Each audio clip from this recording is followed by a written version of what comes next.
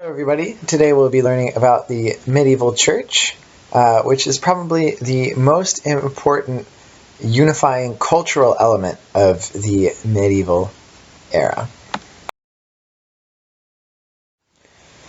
By the end of the video you should be able to answer these questions. Take a minute, read them over. There'll be another slide like this at the end of the slideshow as per usual.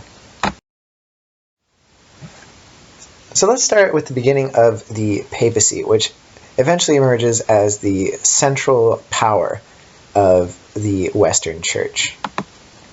So in the beginning, the Pope was simply the Archbishop of Rome, and he played a powerful role in the Church ever since the time of Constantine. But the Pope was not supreme, he was subordinate to the Emperor.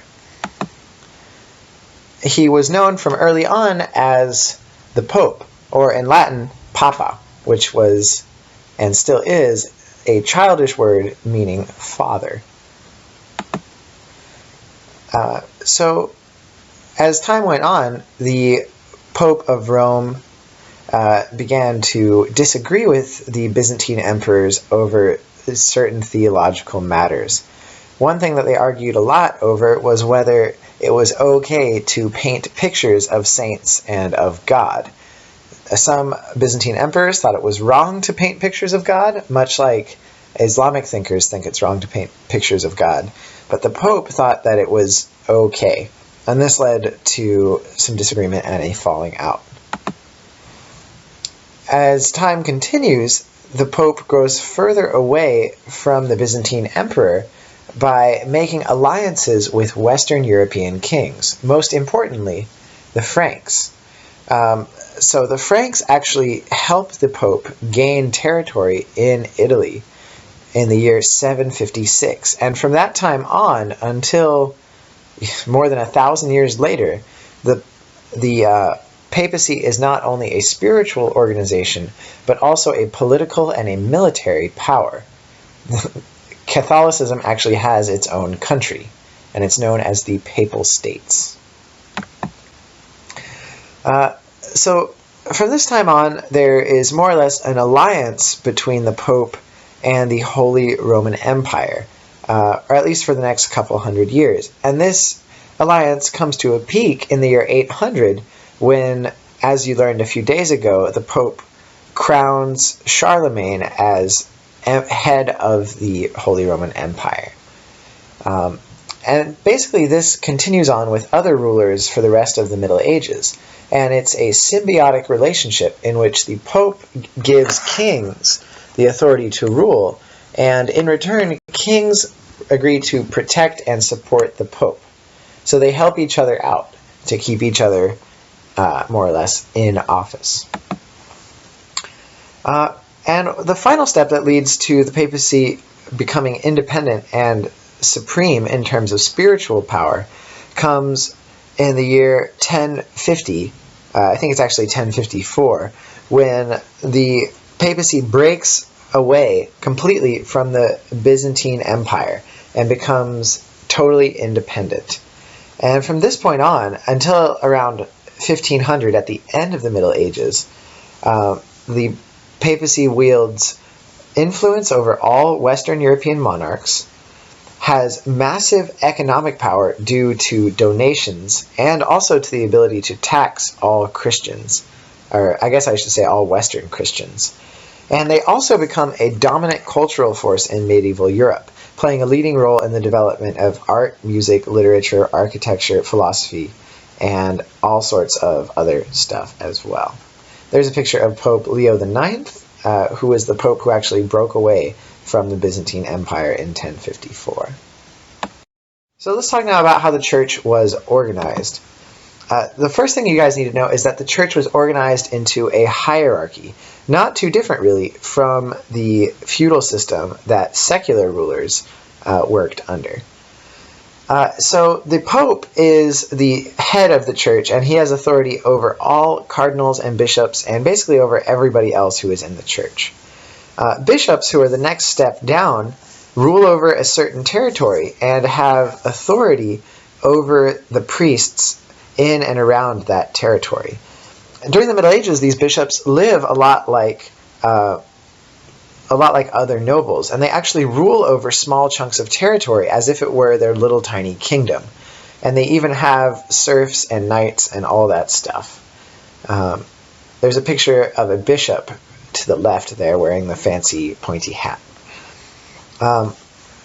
Underneath the bishops are priests, and priests act as spiritual leaders for small communities. So they help to run churches, lead masses, and they perform the sacraments. So they're kind of the foot soldiers of the church, carrying out all the basic duties that the church performs. Besides this hierarchy, there's also a number of special holy orders, and these are groups of monks or nuns that obey the Pope, but are not really beholden to bishops or priests or anything like that. And there are a bunch of different organizations. The three most famous, perhaps, are the Augustinians, the Benedictines, and the Franciscans. And these are all orders of monks, people who renounce regular life and live secluded from regular people and pursue a life of holiness, a lot like the video we watched on Mount Athos. There's a picture of a monk on the right over there. And monks would often take special vows. They would take vows usually of poverty, that is, they wouldn't have very many possessions, of chastity, they wouldn't get married. Those are the two main ones, actually, poverty and chastity. And those two vows help them to remain focused on spiritual rather than worldly goals. And these guys would run monasteries and carry out all sorts of other special tasks for the church. Let's talk about the beliefs of medieval Catholicism. And these have evolved somewhat since the beliefs of early Christianity, which we talked about during the Roman unit.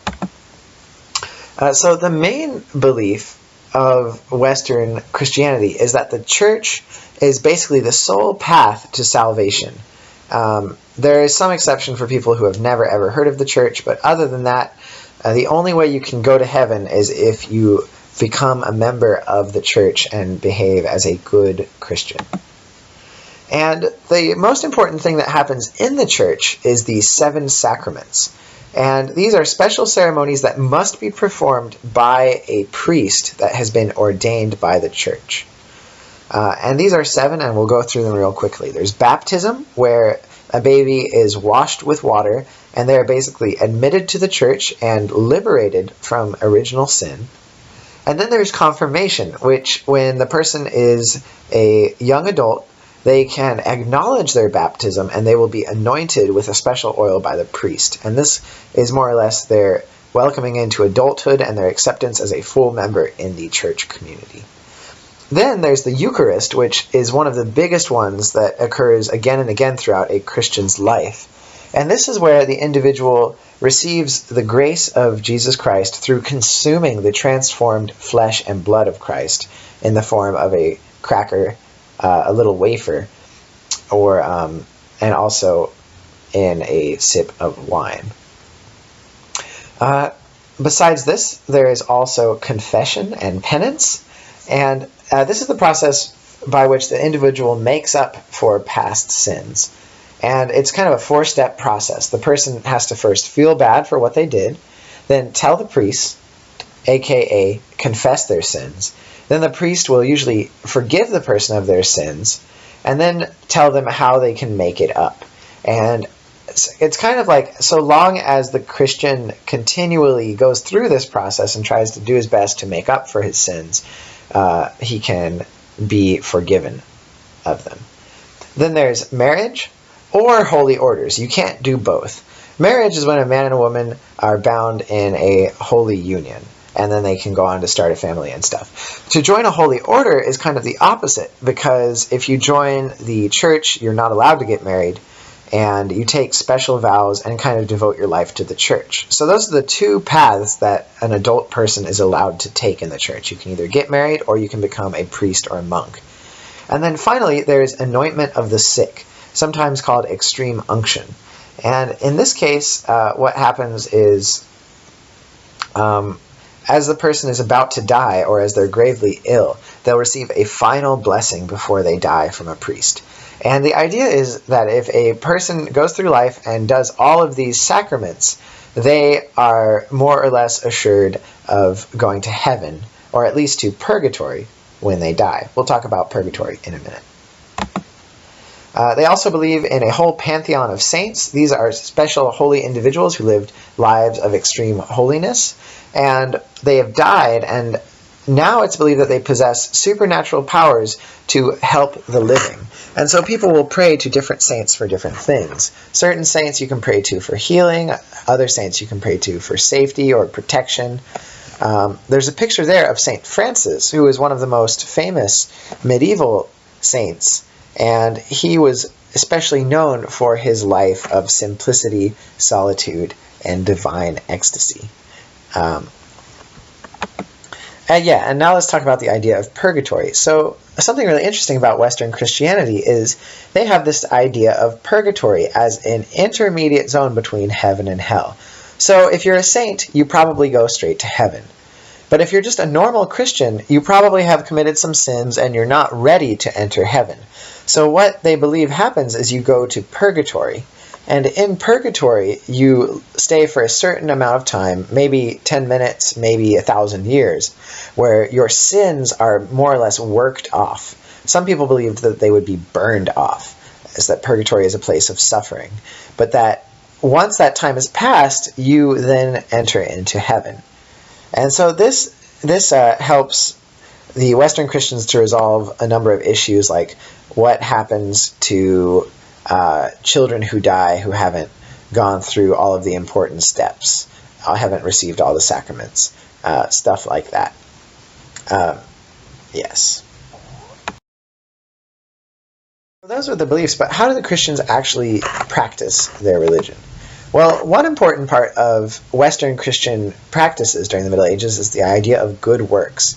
And so you can't just believe in God and go through the sacraments, but they believe you actually need to carry out good works in the world to make it, to achieve salvation. And you can do a number of these different things. You don't have to do all of them, but it was believed that charity counted as good works, providing for the needy, or a pilgrimage to certain holy sites, usually a pilgrimage to Rome or a pilgrimage to Jerusalem. All of those earned you points. You could go to visit relics and receive blessings from the relics, and there's a picture there of a famous relic, and you can see a little splinter there. It's believed to be a fragment of the cross on which Jesus Christ was crucified, and you could go to visit that to help you on your way to salvation. And finally, there was this thing called indulgences, and this is where you could perform special deeds or donate funds to the church, and this would help you to avoid purgatory and to make it into heaven more quickly.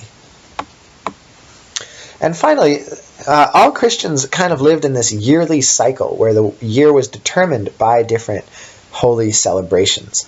And the Christian year kind of began with Christmas, which was the celebration of Jesus Christ's birth.